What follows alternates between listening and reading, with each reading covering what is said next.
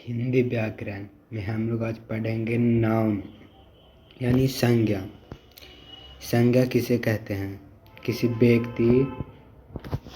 किसी व्यक्ति, वस्तु, स्थान, भाव के नाम को प्रकट करता है, उसे संज्ञा कहते हैं। जैसे मोहन, लड़का, दिल्ली इत्यादि। संज्ञा के प्रकार। संज्ञा के प्रकार प्राचीन मान्यताओं के आधार पर संज्ञा 5 प्रकार के होते हैं। पहला, जातिवाचक संज्ञा। दूसरा, व्यक्तिवाचक संज्ञा। तीसरा, भाववाचक संज्ञा। चौथा, समूहवाचक संज्ञा। पांचवा, द्रव्यवाचक संज्ञा। आधुनिक मान्यताओं के आधार पर संज्ञा 3 प्रकार के होते हैं। जातिवाचक संज्ञा, व्यक्तिवाचक संज्ञा, भाववाचक संज्ञा।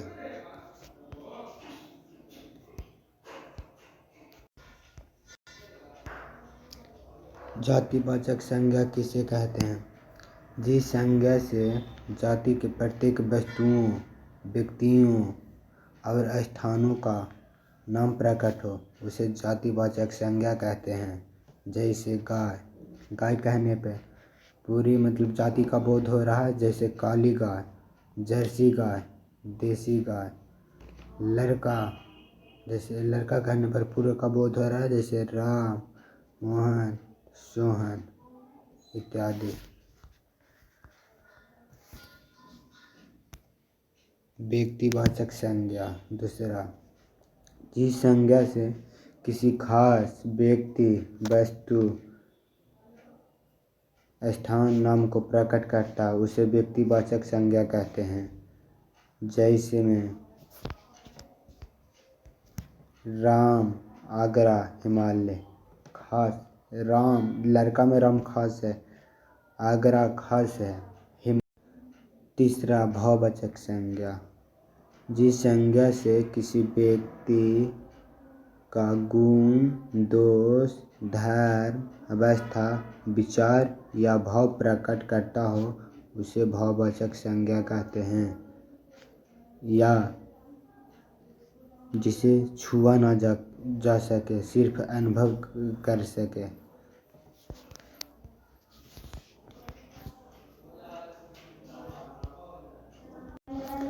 जैसे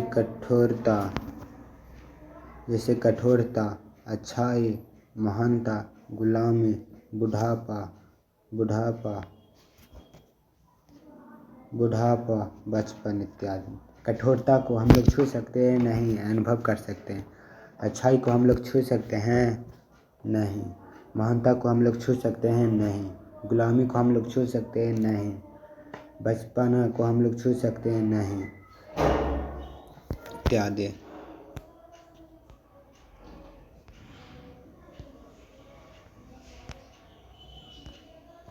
समूहवाचक संज्ञा। जिस संज्ञा से किसी व्यक्ति, वस्तुओं के पूरे समूह का बोध हो,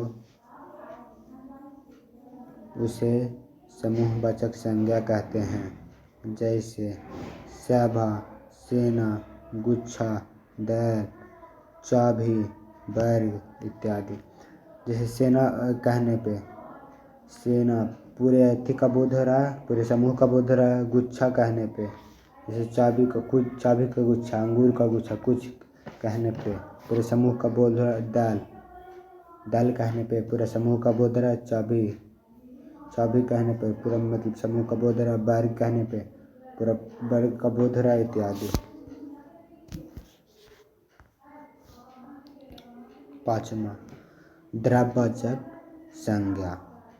जिस संज्ञा से माप तौल, द्रव्य पदार्थ या धातु अधातु का बोध हो, उसे द्रव्यवाचक संज्ञा कहते हैं। इसे गिना नहीं जा सकता।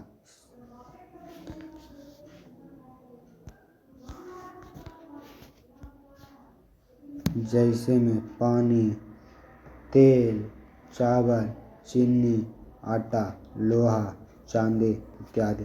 पानी को हम लोग गिन सकते हैं, तेल को हम लोग गिन सकते हैं, चावल को हम लोग गिन सकते हैं, चीनी को हम लोग गिन सकते हैं, आटा को हम लोग गिन सकते हैं, लोहा को हम लोग गिन सकते हैं नहीं। तो आज का ये टॉपिक ख़त्म हुआ।